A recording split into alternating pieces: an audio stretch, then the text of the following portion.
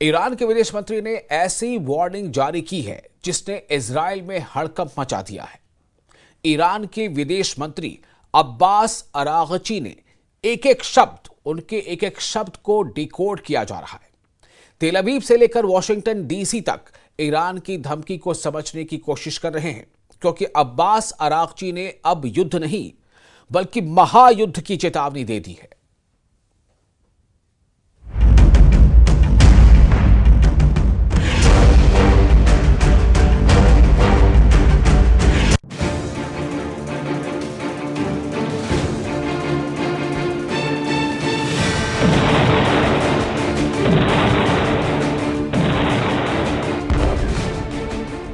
जिससे भी लग रहा है कि युद्ध खत्म हो गया, गाजा में धमाके खामोश पड़ चुके हैं। जिसे भी लग रहा है कि सीरिया में शांति आ चुकी है, लेबनान में हिजबुल्लाह हथियार डाल चुका है, इजराइल का ऑपरेशन ठंडा पड़ चुका है, उसको चौंकाने वाली खबर ऐसी आई है कि 2025 की शुरुआत बहुत डराने वाली होगी।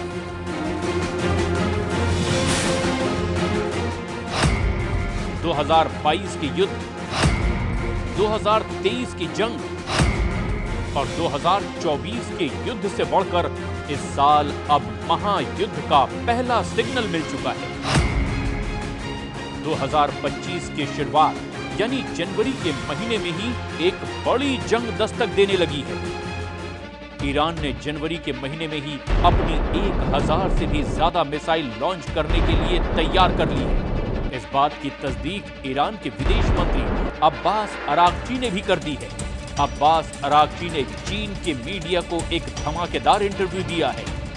अरागची ने इस इंटरव्यू में जो बोला वो इजराइल की मीडिया में गोला बनकर गिरा है।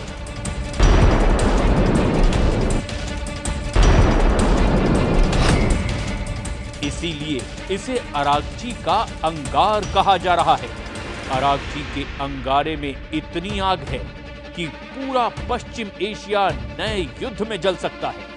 अरागची ने जो बोला उसे टाइम्स ऑफ इजराइल ने इस तरह से छापा।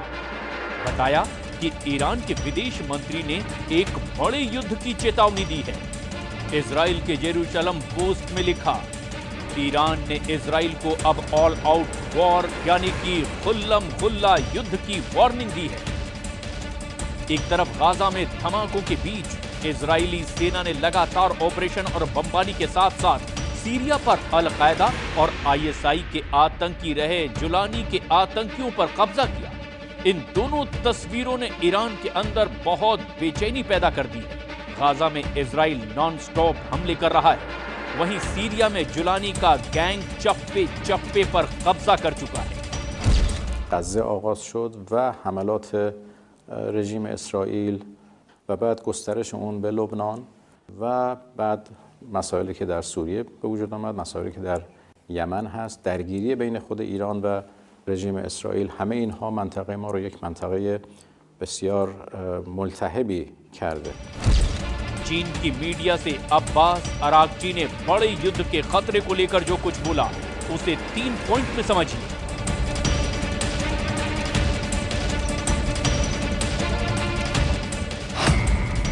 अरागची ने कहा कि ईरान भविष्य में इजराइल के किसी भी हमले के लिए तैयार है। अरागची ने कहा कि उम्मीद है कि इजराइल गलत कदम नहीं उठाएगा। अरागची ने कहा कि इजराइल ने हमला किया तो महायुद्ध होने की 100% गारंटी है।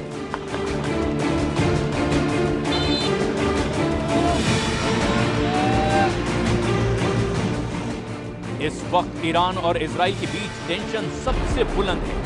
एक तरफ नेतन्याहू का वॉर कैबिनेट गाजा, लेबनान और सीरिया के मोर्चे पर खुद को जीता हुआ साबित कर रहा है।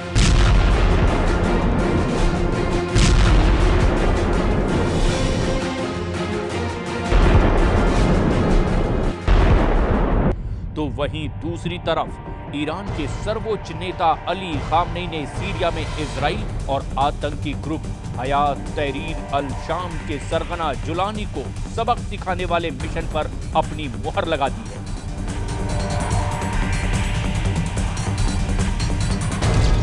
البته پیروزی هم قطعی است. حالا به این جوله باطل نگاه نکنید، بدانید اینایی که امروز جبلان میرن یه روز زیر پای مؤمنین لگدمال خواهند شد. खामनेई के बयान में नेतन्याहू के साथ जुलानी के लिए बड़ी वार्निंग है। खामनेई ने तय कर लिया है कि जिस तरह असद सरकार को हटाकर सीरिया को लूटा गया, अब उसी सीरिया के लोग इसका बदला भी लेंगे। उनके टारगेट पर अमेरिका के वो अड्डे होंगे जो ईरान के लिए खतरा बन चुके हैं। امروز آمریکایی ها در سوریه پی در پی پایگاه میسازند. حتما این پایگاه ها در زیر لگد جوانان سوری پایمال خواهد شد. खामनेई ने जो कहा उसकी गंभीरता नेतन्याहू और उनके चाहने वाले बहुत अच्छी तरह समझते हैं। डोनाल्ड ट्रंप को भी मालूम है कि राष्ट्रपति पद की शपथ लेने से पहले इजराइल और ईरान के बीच सीधा युद्ध किसी भी वक्त भड़क सकता है। ईरान के हाथ से सीरिया निकल चुका है, लेकिन खामनेई का इरादा बता रहा है कि इजराइल और अमेरिका को फंसाने वाले खेल की चाल ईरान ने चलनी शुरू कर दी है।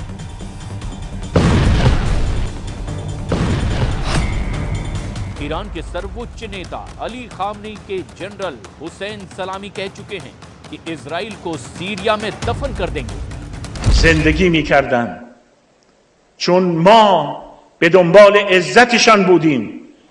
ما نرفته بودیم تا بخشی از خاک سوریه را منضم به خاک خودمان کنیم.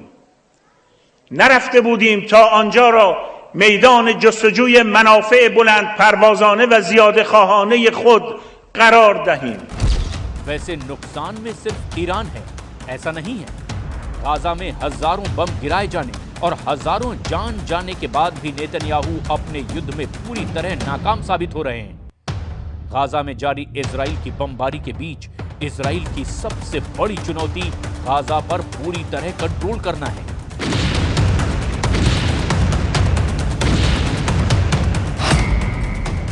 जिसमें नेतन्याहू और उनकी सेना 100% फेल साबित हुई है, क्योंकि हमास अब भी गाजा में एक्टिव है। गाजा में हमास के हमले लगातार जारी हैं। ये बात टाइम्स ऑफ इजराइल की इस रिपोर्ट में छपी है और ऐसे हमलों में इजराइल अपने सैनिकों को भी खो रहा है। नेतन्याहू के लिए दूसरी बड़ी चुनौती वहां मौजूद इजरायली बंधकों की रिहाई है, जो अब भी हमास के कब्जे में है।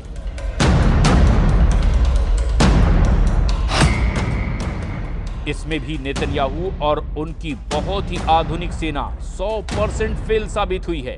इजरायली बंधक अब भी हमास के कब्जे में हैं। इजरायली अखबार हॉरेट्स में छपी खबर बताती है कि नेतन्याहू पर दबाव बढ़ाने की कोशिश हो रही है।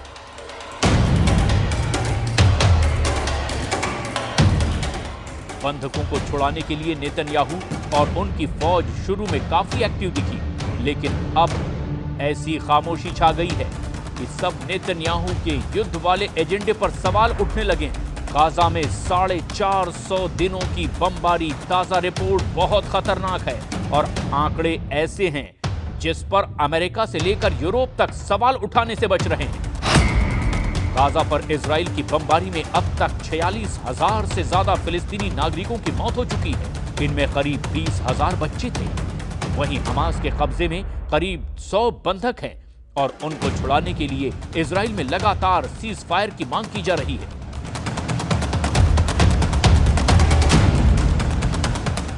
तेल अवीव में अब नेतन्याहू के खिलाफ लगातार प्रदर्शन हो रहे हैं। हंगामा, शोर और नारेबाजी के साथ नेतन्याहू और उनकी वॉर कैबिनेट को जगाने की कोशिश हो रही है। लेकिन नेतन्याहू सरकार की चुप्पी ने लोगों को भड़का दिया है। तेल अवीव में जुटे ये वो लोग हैं जिनमें ज्यादातर बंधकों के रिश्तेदार हैं। इजराइल अब गाजा में क्या चाहता है, इस बात को लेकर नेतन्याहू की पॉलिसी काफी भ्रम की स्थिति में नजर आती है, क्योंकि जो युद्ध उसने हमास को खत्म करने के लिए शुरू किया था वो अब भी एक्टिव है और इजराइल की फोर्स अब भी गाजा में ज्यादातर इलाकों में सीना चौड़ा करके पेट्रोलिंग नहीं कर सकती।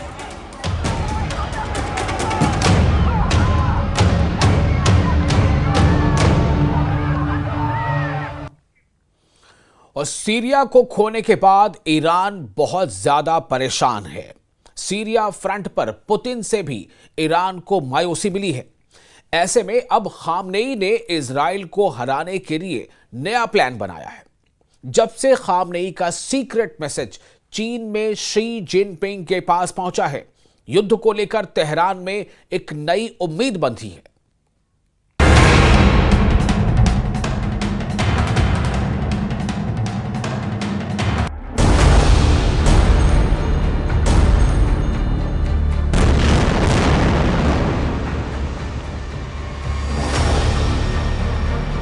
क्या ईरान ने मास्टर स्ट्रोक चल दिया है? क्या ईरान ने इजराइल को बड़े युद्ध में फंसा दिया है? क्या ईरान ने चीन के साथ सबसे बड़े युद्ध की डील कर ली है?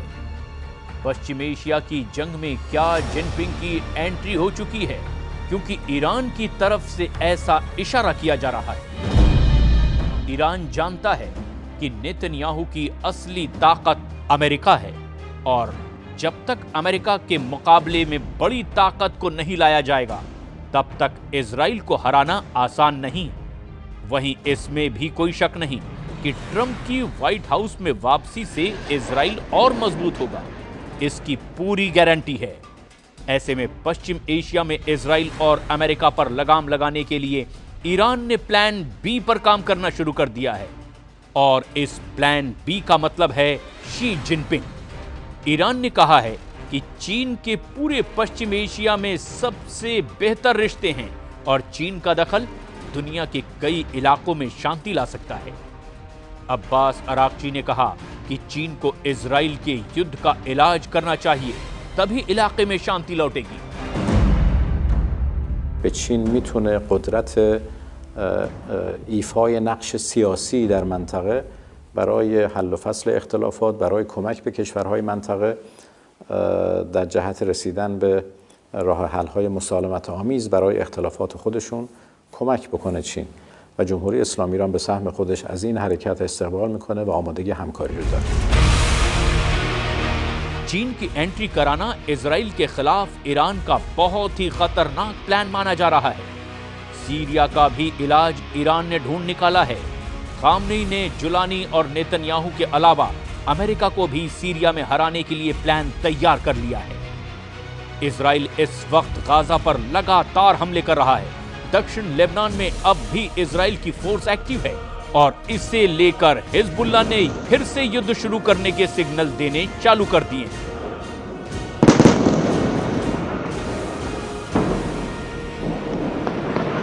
لا يوجد جدول زمني يحدد أداء المقاومة، لا بالاتفاق ولا بعد انتهاء مهلة 60 يوما في الاتفاق.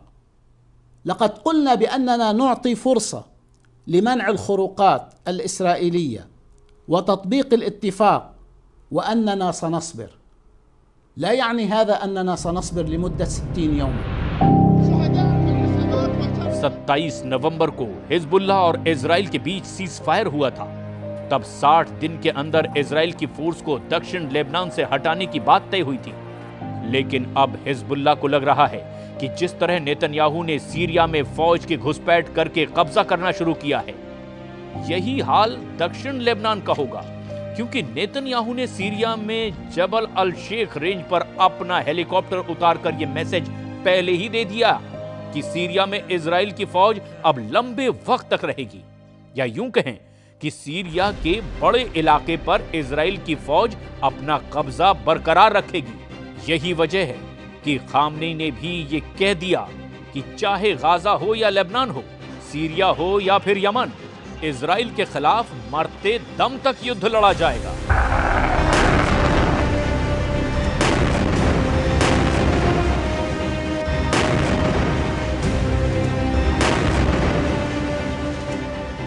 هر خونی که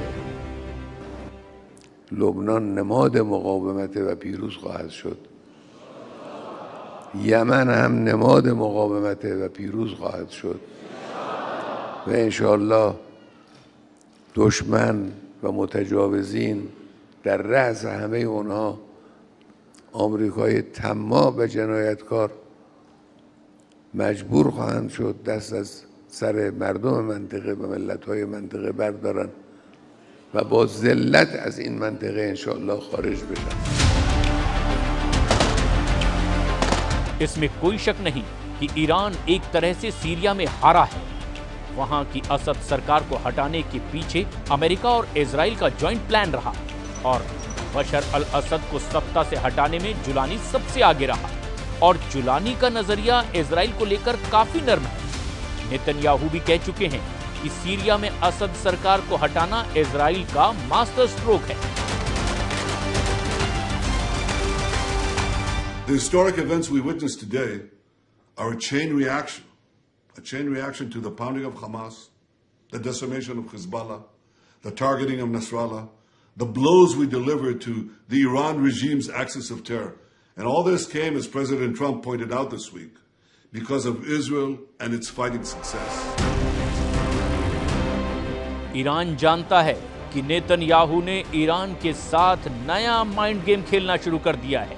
ईरान की अपनी रणनीति है और इसकी वजह बड़ी मजबूरी भी है। सीरिया इस बात का सबूत है कि ईरान का रुख इजराइल को लेकर और सख्त होता जा रहा है। ईरान के विदेश मंत्री अब्बास अरागची ने इजराइल को चेतावनी दी कि अगर उस पर हमला करने की कोशिश हुई तो पूरा पश्चिम एशिया युद्ध में जलेगा। यही वजह है कि अब्बास अरागची ने चीन को युद्ध का इनविटेशन दे दिया है। ईरान चाहता है कि चीन भी सीरिया, गाजा और लेबनान के वॉर जोन में एंट्री करे और इसे ही ईरान की चीन के साथ सबसे बड़े युद्ध की डील कहा जा रहा है। ईरान किसी भी कीमत पर नहीं चाहता कि सीरिया में इजराइल मजबूत हो, जबकि नेतन्याहू ने तो सीरिया में बफर जोन का एक्सटेंशन बनाना भी शुरू कर दिया है। लेकिन ईरान से लेकर सऊदी अरब और बाकी अरब देश भी बहुत अच्छी तरह से जानते हैं कि ग्रेटर इजराइल नेतन्याहू के वॉर कैबिनेट का सबसे बड़ा एजेंडा है और इस एजेंडे को नहीं रोका गया तो उनका काम भी तमाम हो जाएगा। और यही वजह है कि ईरान ने बाकी अरब देश से अपने संबंध बेहतर बनाने शुरू कर दिए हैं। بسیار پر التهاب در منطقه خاورمیانه و غرب آسیا رخ انجام گرفت. ما چند اولویت داریم. یکی از این اولویت‌ها حسن روابط همسایگی در منطقه پیرامونی خودمون هست. ایجاد ارتباط خوب. इसमें कोई शक नहीं कि पश्चिम एशिया में युद्ध खत्म होने का नाम नहीं ले रहा और इस युद्ध में सबसे ज्यादा धमाका इजराइल ही कर रहा है। चाहे गाजा हो या फिर सीरिया या फिर दक्षिण लेबनान, धमाके बहुत ज्यादा हो रहे हैं और मौतों का आंकड़ा भी बेकाबू हो चुका है। इस वक्त गाजा, लेबनान और सीरिया के आसमान में इजराइल की एयरफोर्स बहुत एक्टिव है। इजराइल के F-15 फाइटर जेट लगातार उड़ान भर रहे हैं और इनको ऐसे ऐसे बमों से लैस किया गया है जिससे ऐसे धमाके हो रहे हैं जिसकी गूंज तेहरान तक पहुंच रही है। इजराइल के इन धमाकों के साथ सीरिया में जुलानी का ऐसा तूफान आया है कि उस तूफान में न सिर्फ बशर अल असद की सरकार उड़ी बल्कि असद की मदद करने वाले पुतिन और खामनेई का मजबूत खूंटा भी उखड़ गया। जुलानी ने सीरिया में ऐसा जाल फैलाया कि इस जाल में फंसे रूस और ईरान की सेना को सीरिया से भागना पड़ा। जुलानी का जाल बुनने वाले तुर्की और इजराइल इस वक्त बहुत खुश है। जुलानी का जाल इतना मजबूत बताया जा रहा है जिसकी जद में अब कई और अरब देश भी आ सकते हैं। डर है कि इसमें जॉर्डन के राजा किंग अब्दुल्ला भी फंस न जाएं और जुलानी का अगला टारगेट जॉर्डन बन सकता है। खौफ सऊदी अरब में भी बढ़ चुका है। यही वजह है कि सीरिया में तख्ता पलट से पहले सऊदी अरब के क्राउन प्रिंस ने बशर अल असद की तरफदारी में कई बातें भी कही थी। इजराइल के धमाकों को लेकर ईरान में खौफ सबसे ज्यादा है। इजराइल सीरिया के सभी मिलिट्री अड्डे तबाह कर चुका है। जुलानी के कब्जे के बाद तो लेबनान और ईरान के बीच वाली ईरान की सप्लाई लाइन भी अब खत्म हो चुकी है और यही वजह है कि ईरान बहुत ज्यादा बेचैन है।